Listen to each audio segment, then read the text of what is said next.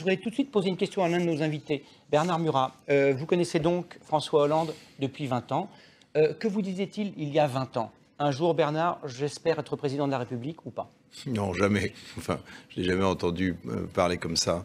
Non, nous avions des discussions à la fois sur la politique, bien sûr, sur l'actualité, et puis sur tout le reste. Mais cette relation, elle ne se fonde pas uniquement sur la politique. Voilà.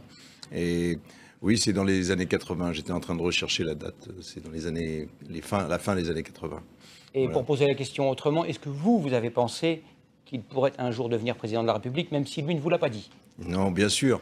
Bien sûr, nous l'avons pensé même au moment de la candidature de Ségolène Royal, bien évidemment.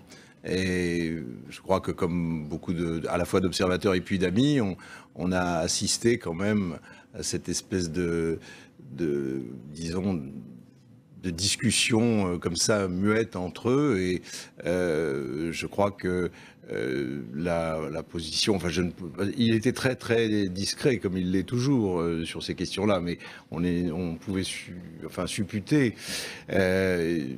J'ai senti aussi que il y avait beaucoup de détermination pour préserver l'avenir, voilà. Et je crois que on en a la preuve aujourd'hui.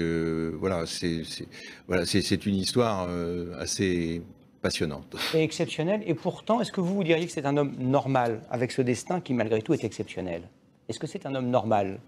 C'est un homme qui tend vers la sagesse. Et la normalité? Mais la normalité, elle est intéressante.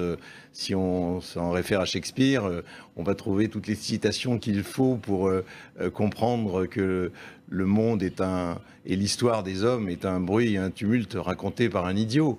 Donc à partir de là, c'est vrai qu'il faut arriver à résoudre les choses pour que la vie continue et qu'elle progresse. Je crois que c'est un homme de progrès de ce point de vue, et je dirais qu'il est plus sage que normal. Voilà. Pierre Moscovici, pardonnez-moi.